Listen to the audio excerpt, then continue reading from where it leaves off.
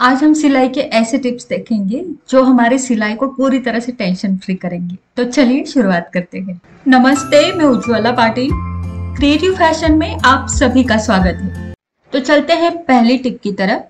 यहाँ पर ये जो हमारे पाउडर चॉक्स होते हैं वो यूज कर करके ब्लंट हो जाते हैं, मतलब इसकी जो लाइन है वो काफी मोटी आ जाती है।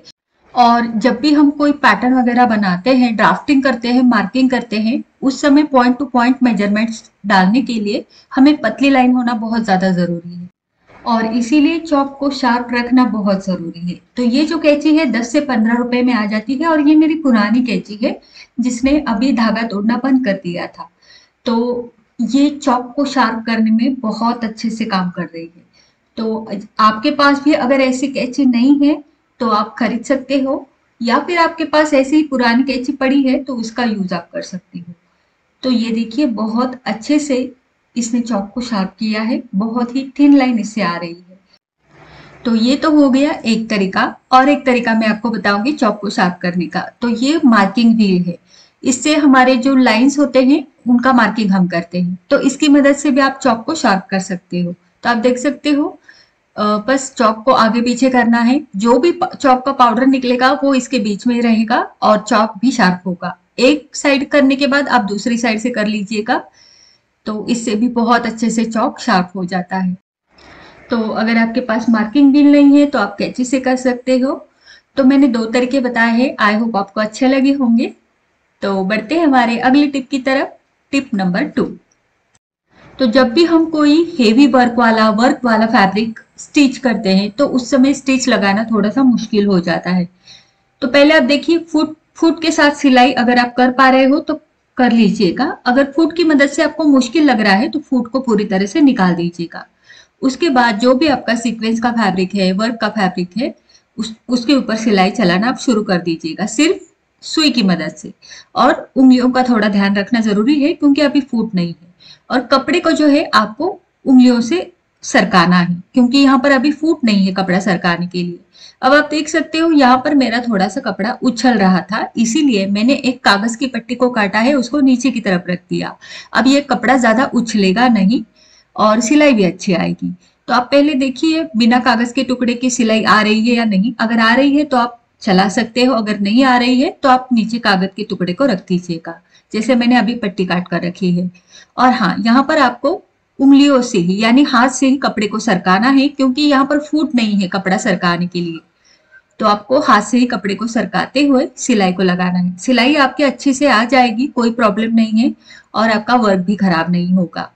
बाद में आप कागज को निकाल दीजिएगा अगर लगाया है तो इस तरीके से आपका अगर सीक्वेंस का वर्क का फैब्रिक है तो उसके आप ऊपर आप आराम से सिलाई लगा सकते हो।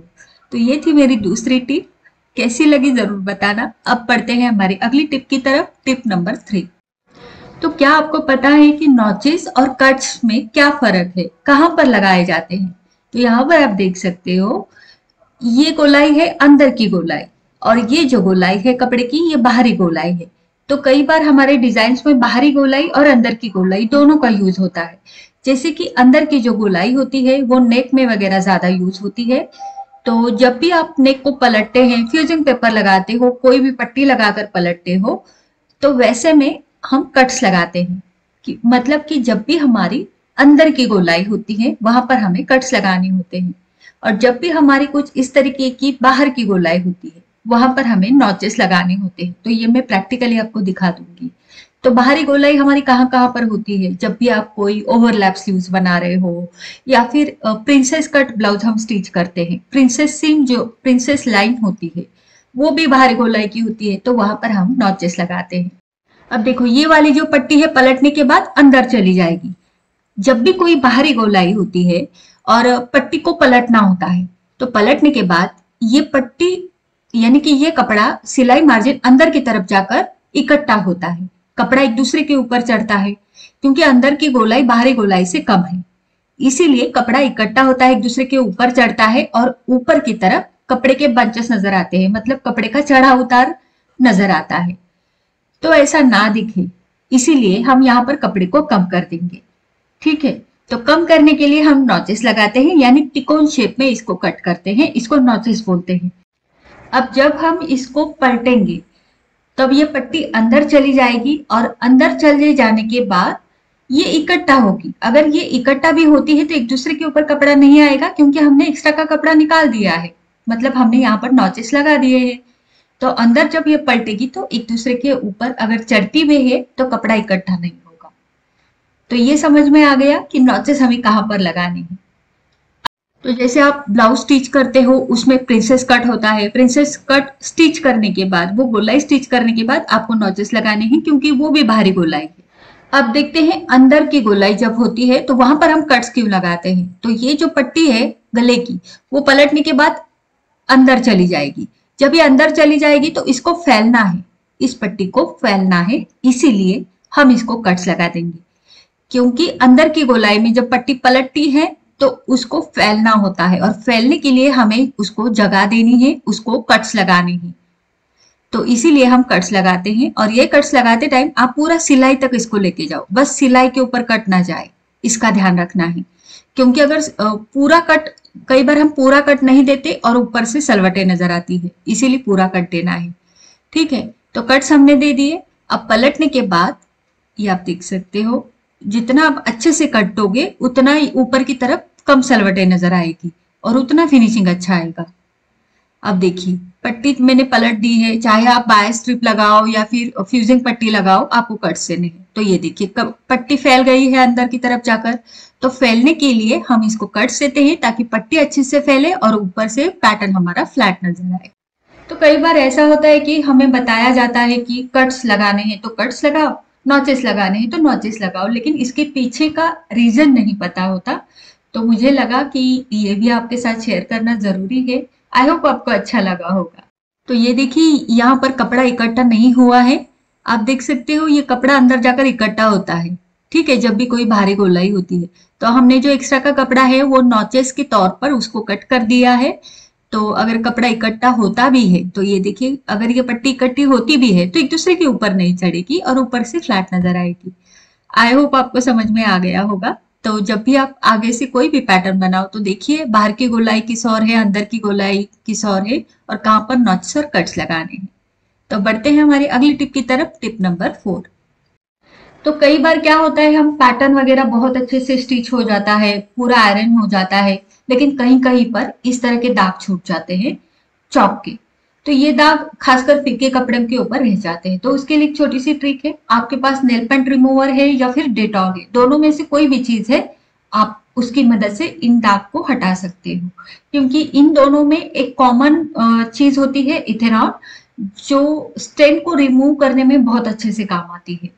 ठीक है, नेल पेंट रिमूवर से तो हम नेल पेंट आसानी से निकाल सकते हैं, ये तो हमें सबको पता है, और इससे कपड़े के ऊपर भी कोई असर नहीं होता है, मतलब कपड़ा डैमेज नहीं होता, बस दाग निकल जाता है। तो यहाँ पर मैंने डेटॉल लिया है, पहले डेटॉल से मैं पहले बताऊंगी। आप देख सकते हो बहुत ही आसानी से ये निकल जाएगा बिना पानी के, बिना धोए, क्योंकि हम अगर क्लाइंट का कपड़ा है तो उसको धो तो नहीं सकते, इसीलिए आप बस कॉटन के ऊपर थोड़ा सा डेटॉल या फिर नेल पेंट रिमूवर लेकर इस दाग को हटा सकते हो और सूखने के लिए छोड़ सकते हो। यहाँ पर डेटॉल हो या फिर नेल पॉलिश रिमूवर, इसमें से कोई भी चीज आपको सिल्क के कपड़े पर यूज नहीं करनी है। अब मैंने लिया है नेल पेंट रिमूवर, थोड़ा सा कॉटन के ऊपर लेना है, और यहाँ पर आप देख सकते हो ये दाग भी अच्छे से चले जाएंगे। वैसे मैंने बहुत दबा के ये निशान बनाए थे, बहुत डार्क निशान थे, उतने डार्क हमारे होते नहीं है, तो ये डार्क होने के बाद भी बहुत अच्छे से निकल पाए हैं। तो पिछले टिप्स और ट्रिक्स के वीडियो में मैंने आपको बताया था कि डेटॉल की मदद से आप पेन के स्याही के दाग भी निकाल सकते हो। तो जैसे पेन के दाग निकाल सकते हैं तो आप चौक का भी दाग निकाल सकते हो बड़े आसानी से। तो आई होप ये वाली ट्रिक या फिर टिप आपको अच्छी लगी होगी। अब बढ़ते हैं हमारे अगली टिप की तरफ, टिप नंबर 5। जब भी हम कोई कुर्ती, आउटफिट या फिर सूट बना रहे हैं, उस समय हम ये नहीं देखते कि कपड़ा हमारा तिरछा फोल्ड हुआ है। जैसे अभी मैंने तिरछा फोल्ड किया है आपको दिखाने के लिए, तो इस चीज को हम इग्नोर कर लेते हैं और उसके ऊपर सारे कुर्ती के मेजरमेंट्स डाल देते हैं, क्योंकि हम ये सोचते हैं कि थोड़ा सा कपड़ा तिरछा है, कोई बात नहीं, हम मेजरमेंट्स तो बिल्कुल परफेक्ट डालने वाले हैं, मेजरमेंट्स हम सीधे डालने वाले हैं, तो उससे कोई फर्क नहीं पड़ेगा, ऐसा हम सोचते हैं। लेकिन ऐसी बात नहीं होती है। अगर आपका तिरछा फोल्ड हुआ है और आपने वैसे ही कटिंग किया है पूरे कुर्ती का, तो ये कुर्ती पहनने के बाद आपकी कुर्ती यानी सूट घूम जाता है एक तरफ, एक तरफ ही उसका घुमाव रहता है। तो ऐसा इसलिए होता है क्योंकि हमने तिरछे कपड़े में इसको कट किया है। अब तिरछे कपड़े में उसके जो ग्रेन होते हैं, यानी कि उसको हिंदी में ताना बाना बोलते हैं, तो वो तिरछे होने के कारण जब हम इसको पहनेंगे तो वो अपने मूल रूप में आने की कोशिश करेंगे और आपका सूट घूम जाएगा। तो इसीलिए जब भी आप कुर्ती, सूट, आउटफिट बना रहे हो तो आप ध्यान रखें कि कपड़ा सीधा फोल्ड रहे। ठीक है। अब देखिए, मैंने यहाँ पर कपड़े को तो सीधा फोल्ड किया है, लेकिन यहाँ पर दूसरी गलती हम क्या करते हैं, कपड़ा सीधा फोल्ड होने के बावजूद भी मेरे जो लाइंस बने हैं वो मेरे तिरछे बने हैं। तो इस चीज का हम ध्यान नहीं रखते, क्योंकि ये सारे लाइंस 90 डिग्री एंगल में होना जरूरी है। उसके लिए आप एल स्केल, पैटर्न स्केल ये आपके पास नहीं है तो आप किताब का इस्तेमाल भी कर सीधे लाइंस कर दीजिएगा। कैसे बनाने हैं दिखाती हूँ। देखिए, यहाँ से ये सीधा होना चाहिए और यहाँ से सीधा, यानी कि ये जो हम लाइंस बनाते हैं, आर्म होल की, waist line, hip line, chest line, तो ये बिल्कुल 90 डिग्री एंगल में होनी चाहिए। जैसे मैंने बताया, आप एल स्केल या पैटर्न स्केल का यूज कर सकते हो। आपके पास ये भी नहीं है तो आप नोटबुक की मदद से सीधी लाइन बनाओ। तो आप देख सकते हो कितना डिफरेंस है। नीचे के लाइन जो है वो मैंने सीधे स्केल से ऐसे ही बना दिए थे, तो वो लाइंस तिरछे है, और जो 90 डिग्री एंगल में मैंने लाइंस बनाए हैं वो सीधे है। तो इन चीजों का ध्यान रखोगे तो आपका कटिंग बिल्कुल परफेक्ट आएगा। तो दो चीजें कौन सी आपको ध्यान में रखनी है, एक तो आपको कपड़े को सीधा रखना है, दूसरी चीज आपके लाइंस भी सीधे होने चाहिए। कोई भी स्ट्रेट कुर्ती बना रहे हो, साइड कट वाली कुर्ती बना रहे हो, उसमें ये एप्लीकेबल है। बाकी जो राउंड कुर्ती है उसमें हमें तिरछा कपड़ा चल जाता है, लेकिन साइड कट वाली कुर्ती है तो वहां पर आपको सीधा ही कपड़ा रखना है। अब बढ़ते हैं आगे हमारे टिप नंबर 6 की तरफ। तो ये कमेंट्स भी बहुत ज्यादा आए थी कि हमारा प्रिंसेस कट ब्लाउज स्टिच करते जाए, जो उसके दोनों साइड से वो एक जैसे नहीं आते, एक उभरा हुआ नजर आता है, एक चपटा सा नजर आता है। तो उसके लिए एक छोटी सी टिप है। प्रिंसेस कट का जो भी गोलाई वाला पार्ट है वो पहले आपको उठाना है, मतलब उसको ऊपर रखना है। तो जो गोलाई वाला पार्ट पहले आप आर्महोल की तरफ से स्टिच कर सकते हो वो पहले उठाओ, और बिना खींचे, बिल्कुल भी खींचना नहीं है, ना ही ऊपर का पार्ट और ना ही नीचे का पार्ट, दोनों को बिल्कुल ढीले हाथ से छोड़ते हुए हमें यहाँ पर स्टिच लगानी है। तो जैसे आप देख सकते हो, मैंने एक हाथ में छोटा सा स्क्रू ड्राइवर लेकर इस तरह से इसको स्टिच किया है। अब स्टिच करने के बाद देखेंगे कि कौन सा पार्ट बड़ा और कौन सा छोटा हो रहा है। तो मेरा जो बीच का पार्ट है वो 1 पॉइंट जितना नीचे की तरफ बढ़ रहा है, तो बस उसको ध्यान में रखना है। अब वही सेम 1 पॉइंट हम यहाँ पर छोड़ेंगे और स्टिच के लिए शुरुआत करेंगे, लेकिन यहाँ पर भी हम गोलाई वाला पार्ट ऊपर की तरफ ही रखेंगे, क्योंकि पहले वाले में भी हमने गोलाई वाला पार्ट ऊपर की तरफ रखा था। तो बस यहाँ पर आपको ऊपर की तरफ ही रखना है। और देखिए, ये दोनों पार्ट्स हमारे अटैच हो चुके हैं और दोनों में सेम मार्जिन छूटा है, नीचे की तरफ 1-1 पॉइंट जितना। तो इस चीज का ध्यान रखना है। तो आपके जो दोनों पार्ट्स है वो बिल्कुल सेम आएंगे, ठीक है, जैसे मेरे यहाँ पर आए हैं। तो इसे ट्राई जरूर करें और फिर मुझे कमेंट करके बताएं। अब देखते हैं हमारे अगली टिप नंबर 7। जब भी आप ब्लाउज की साइड फिटिंग करते हो तो उस समय आपको ब्लाउज को सीधा रखना है। जैसे वीडियो में आप देख सकते हो, उसका जो शोल्डर है ब्लाउज का वो बराबर से ऊपर की तरफ सीधे में ही होना चाहिए, ठीक है। और इस तरह से अगर आप ब्लाउज को सीधा रखकर फिटिंग की सिलाई लगाते हो तो आपकी फिटिंग में जरूर सुधार आएगा, मतलब कि सीधी साइड में आपका कोई झोल नजर नहीं आएगा। तो ये थे हमारे आज के टिप्स, इनको ट्राई जरूर करना। वीडियो आपको कैसा लगा मुझे नीचे कमेंट करके जरूर बताना। अच्छा लगा है तो लाइक करना, शेयर करना और चैनल को सब्सक्राइब करना। मिलते हैं हमारे अगले वीडियो में। धन्यवाद।